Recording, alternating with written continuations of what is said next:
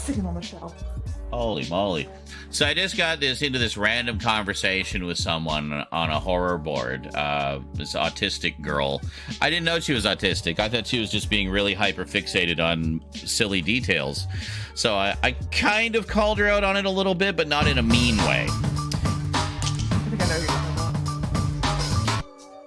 Thank you. Thank you very much, Morden79, for the 10 months. Appreciate that. Appreciate it. So, we were talking about fire in the sky, alien abduction, stuff like that. And and in particular, how to classify certain movies. Right. Did someone no, it's this fucking lobby music. There's like sounds in the lobby music that I think is Rosie calling me or the cats fighting or something. Like, anyway. So anyway, I said, oh, okay. And so I was like, well, I mean, it can be, and she was saying like, well, it's more sci-fi drama than sci-fi horror, Fire in the Sky. And I said, well, but I mean, some people put it in the horror section because there's horrific stuff that happens in it. And she says, but it's based on a true story, so I can't like sort of reconcile putting it in the sci-fi horror section. Like, you wouldn't find a story of Jeffrey Dahmer in the horror section, for example. You'd find it in like a true crime section or something, or documentary section. So she said, so she just responded, and I said, what is it? She just said, I'm autistic. And I said, okay, I understand. Clearly defined order is more important then. I get it. No offense intended. And I just said, I've noticed that collectors and fans of a genre do tend to have different views on certain films. This one is a good example. Get classified in their collections. I know some of my autistic friends hate how I organize my collection, as I tend to go by genre. Most just go alphabetically to keep it simple. But I like mine to be like my own personal video store, so I have everything sorted by genre. It makes sense to me, at least. Yeah, that's how I do mine, is by genre. Yeah, well, I know a lot of people do, and then you kind of sort, however, some people do alphabetically within the genre, which, makes some sense. But I tend to go more thematically, which nobody but me understands the logic of. Right. I can explain it, so it'll kind of make sense, but you'll still have some question marks as to why I put certain things where I do. So she just responded with, I guess she has Twitter Blue. It's a lengthy little story here she wanted to tell me. Says, I'm a bit obsessed with genre because of my life and my memoir. So the genre choice is interesting to me. I've had all this crazy, weird supernatural shit happen to me that's stranger than fiction. And then she just goes off on that. She says, I witnessed my neighbor die. He was thrown through his window over his desk, but was alone in his apartment. He was naked, covered from head to toe in blood. The floors, the walls, he died in front of me. I met him a few months before. Took 30 hazmat bags to clean up the blood. By far the most blood at a scene they had seen in Dallas, police said. I've been horrified in real life. But I wouldn't make real life a genre of horror. Horror to me is a good time. If someone really died or was tortured, it's a bit of a fine line to sum these genres of fiction versus nonfiction and call it all horror. I can see her point there. That makes sense. I see what she's getting at.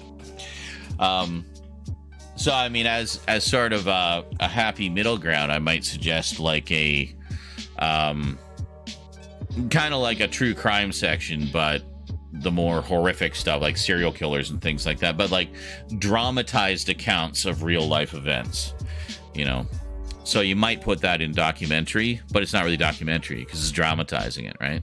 It's making it an entertainment.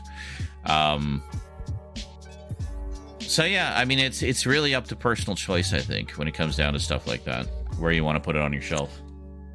Yeah, I do by genre, but I've also started doing this thing where within the genre I separate it by label. Like, all of my Vestron are together, all of my Scream Factories are together, etc., etc. That kind of makes sense. Like, I do some boutique label sorting as well. Like, I'll have a boutique label section.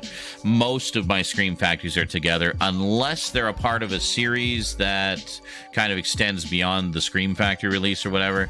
I might put it in another section. That's where I'm getting hung up. Yeah. But for the 'Cause, most like, part, it was just like, say like Psycho, for example. Psycho, the first one, is put out by Universal. It's a studio release. 2, 3, and 4, Psychos 2, 3, and 4 were put out by Scream Factory. So in that case, I take the Universal release and I put it in with the Scream Factory ones because it's only one of the 4, right? Right. But then there's others where, like, what do I do with Count Yorga? Because the first one was put out by Twilight Time. The second one was put out by Scream Factory.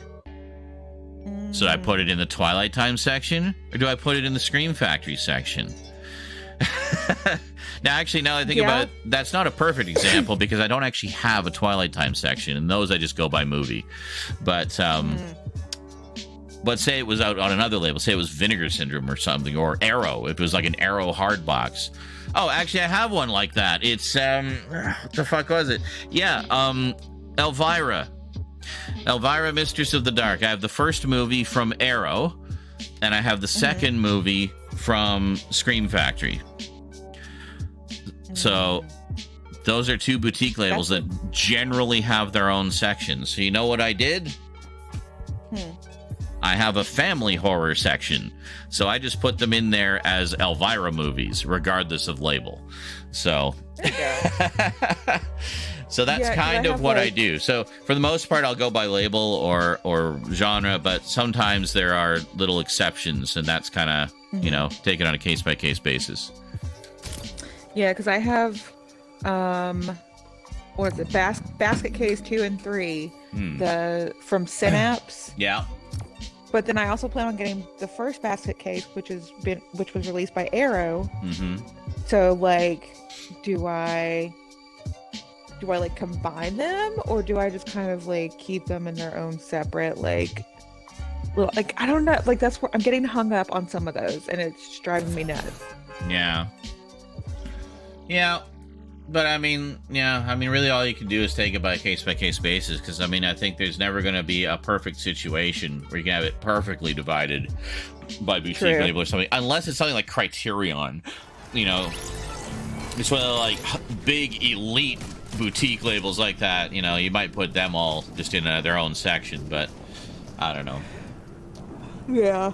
But even those, all I my kind of 4Ks are separated. Yeah. Mine they aren't. have their own little section. Yeah, mine aren't, just because they're, I mean, I don't have, like, necessarily the same movie on 4K that I do on Blu-ray or what have you, so there's not really a lot of redundancy there most of the time. Yeah. And some of them are, like, what about the DC Universe, DC animated movies? You know, I've got, like, 90% of those on Blu-ray, and I've been only just recently getting them on,